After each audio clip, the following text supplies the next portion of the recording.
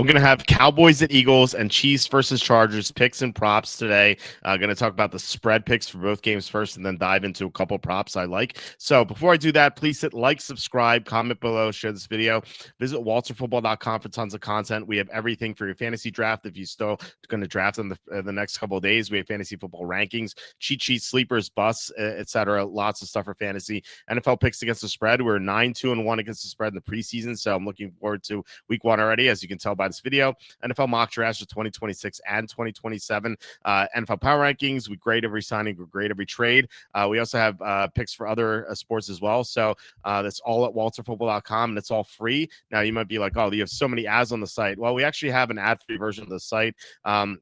It is available for a cheap price, but you either have a free experience with the site with all of the content, or no ads, which is very fast. So I would recommend that, actually, if you can, and that'll be great to support us too. So visit walterfootball.com. So let's talk about these games. On Thursday night, we had the Cowboys at the Eagles. The Eagles are -7.5 in most sports books. I've actually seen some sports books take this to -8. Caesars moved this to -8 as of Monday night.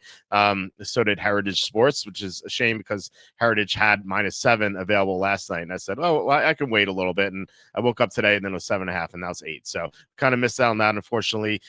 7, obviously a key number. So that's definitely huge. I still like the Eagles, though. The Eagles are the vastly superior team. These teams who have hosted the first game of the year, because they are the Super Bowl champions, they tend to cover at a high rate. It's like 60-something%. And usually, like, the teams that don't cover are the ones who take a major step backward. For example, the 2016 Broncos, when they lost Peyton Manning, a couple others as well. I believe the Ravens in 2013, they were just outmatched by the Broncos. So you've seen examples of this, but this is not one of those cases. The Eagles shellacked the Cowboys twice last year. I know Dak Prescott didn't play, but Prescott's not going to make up for like 30 points, which was the margin in both the games, or something like that. But so Prescott is back, but the offensive line is shaky. I don't trust Dallas's blocking. I don't trust Dallas's defense. I didn't even like Dallas's defense when they had Micah Parsons. Like, they had a lot of issues. They couldn't stop the run, very weak in the defensive interior. The linebacking core, pretty bad without DeMarvion Overshown. And then Travion Diggs may not be 100%, their top corners. So pretty rocky situation here for the Cowboys, and I just don't think they can contend with the Eagles. And there are two reasons. First of all, without Micah Parsons, they have no pass rush to speak of, and the Eagles have a superior offensive line. So the Eagles are going to be able to do whatever they want. They can run the ball easily. They can. Jalen Hurts is going to have all day to throw. So that's one thing. The other problem is that the Cowboys, their offensive line stinks as well, and the Eagles have a great pass rush, and I just don't see Dallas being able to do much offensively outside of maybe garbage time. And the garbage time is what scares me a little bit here. I can see the Eagles being up comfortably in the third quarter, maybe the beginning of the fourth quarter. And because they have the Chiefs next week, they let their foot off the gas. Then maybe Dallas sneaks in a backdoor cover. We saw a backdoor cover in the Penn State Nevada game, which was unfortunate for us in college football week 1. So hopefully that doesn't happen again. If there's no backdoor cover, though, I still like the Eagles here, -7.5, even -8. The difference between 7.5 and 8 is like 1.2%. You're 1.2% less likely to cover at 8 compared to -7.5. So it's not a huge deal. Obviously, you want to have every edge possible. So definitely shot for the best line. Don't settle for an 8. Try to get 7.5. Or if you're lucky and you find some book that still has a 7, definitely bet it there. The other game is Chiefs versus Chargers. This is in Brazil. It's second year in a row they're doing a Brazil game. Not a fan of these international games. Last year's game was like the NFL on ice. They're slipping and sliding all over the place. I don't trust Brazil to fix the issue. So we might see that again. I just obviously don't know what's going to happen here. It's an international game. So there is some concern there. However, in these international weird type games, short week type games, I like the better team. And to me, obviously, the Chiefs are the better team. We saw them last year at 15-2. They went to the Super Bowl. Obviously, they got crushed by the Eagles. but still they got to the Super Bowl at least. Whereas the Chargers, they were one and done in the playoffs. They got destroyed by the Texans in the first round. So the Chiefs are clearly better than the Chargers, who don't have their left tackle, Rashawn Slater. Their new guard, Mekhi Becton, is dealing with injuries. He may not play. And defensively, they lost a couple of pieces this offseason. Joey Bosa, for example. I know Bosa isn't the same player he used to be, but still, like they lost some talent on defense. So the Chiefs seem so much better. Their issue last year was left tackle play, but they drafted Josh Simmons, who's a very talented tackle out of Ohio State. He only fell to the bottom of the first round because of injuries, but he's been healthy. So right as of right now, it seems like the Chiefs have an upgrade at left tackle, so they'll be able to perform better this year, I think. And this is maybe anecdotal, or maybe you can just ignore this, but it's something I saw from the Chiefs that really stood out to me in that third preseason game they played, where they played into the second quarter, was that they showed more enthusiasm than I've seen from them in the past couple of years. The past couple of years, they've been just going through the motions, very business-like, taking care of business with these teams, just barely beating them, playing with their food, because like they won 2 Super Bowls in a row. Can you blame them? But given that they were blown out in last year's Super Bowl, I wonder if they're just added more motivation this year, if they're just more excited now. I haven't seen them smile and have fun on the football field like they did in that preseason game in a long time. So I don't know. Maybe there's something to that, maybe not. But I think that there's a chance that, whereas everyone is just doubting the Chiefs for some reason, they don't think the Chiefs are going to make it far into the playoffs. Some people think Denver's going to win the division. I'm thinking, hey, they still have the best quarterback in the NFL. They still have the best head coach in the NFL. They still have a great defensive coordinator. They still have some great players on both sides of the ball. It's insane to doubt the Chiefs. I think, given how many people are doubting the Chiefs and given the enthusiasm I saw from them, I'm really thinking about betting them to win the Super Bowl. I already have a small bet just as a hedge, but I think I might want to make a bigger bet. So let's get to some of the props here. So we could start with the first game initially here, and the one thing that stood out to me is on their receiving props, we have Jake Ferguson at 32.5 receiving yards. The Eagles have a tight end funnel defense. They're great on the outside covering. They can stop the run extremely well, but players who have gotten to them last year were tight ends. Just think about a second round of the playoffs when Tyler Higbee went nuts, or Zach Ertz in the couple of matchups he had against them last year. He had great games.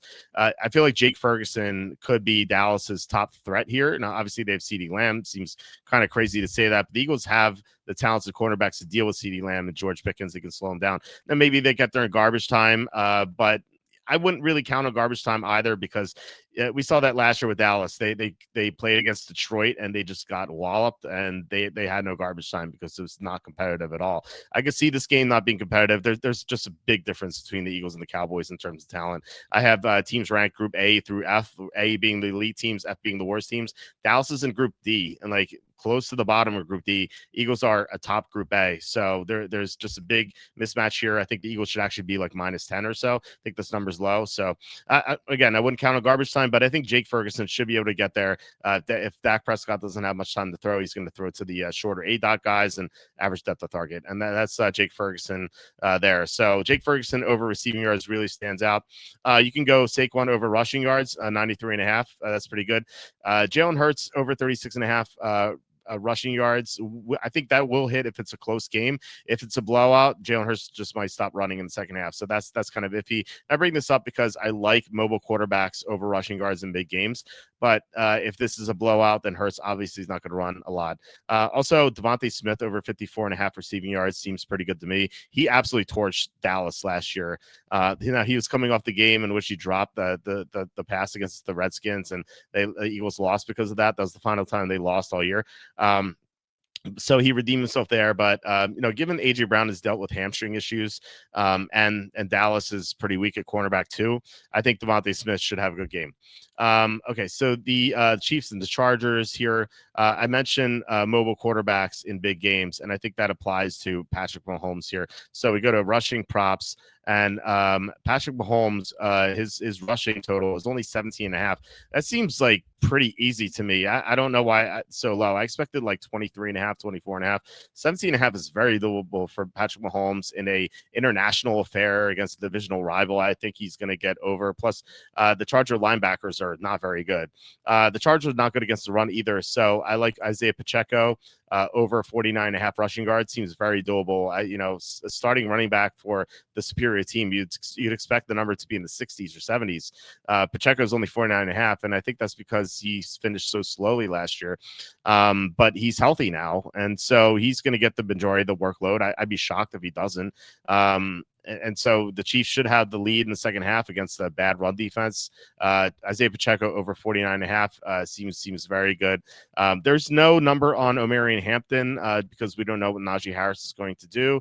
I would go under on Hampton or under on any Charger running back because the Chiefs are they shut down the run against the Chargers in 2 games last year. But we obviously have to see what the number is. If it's a low number, then I wouldn't go under. But if it's a fair number, then I would go under.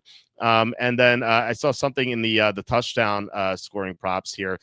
First of all, I think Xavier Worthy at plus 130 anytime touchdown seems pretty good to me because Andy Reid is so good at manufacturing just targets for him and touches for him. And Worthy could also score on a rushing touchdown too. So you have that as an out too. And something that Nuggets brought up. He's one of our guests on the show, in the After Dark show. We do that live Tuesday through Friday at around 10:30 to 11 p.m. And then we usually go for like an hour and a half or 2 hours. So we have a lot of fun on there.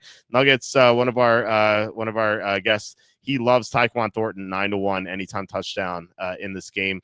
We have Rashee Rice is out, so Thornton's going to get more targets than usual. And the Chargers secondary is a mess outside of Derwin James. So feels like Tyquan Thornton could get there. So those are the picks and the props for the Eagles Cowboys game and the Chargers Chiefs game. Let me know if you have a different opinion, if you think I'm way off of these picks, or if you like a prop. If you like a prop I haven't touched on, definitely let me know. But I'll be back with the other picks, later in the week. I'll be discussing my NFL mock draft update soon and other things as well. So stay tuned for the next video, and I'll talk to you.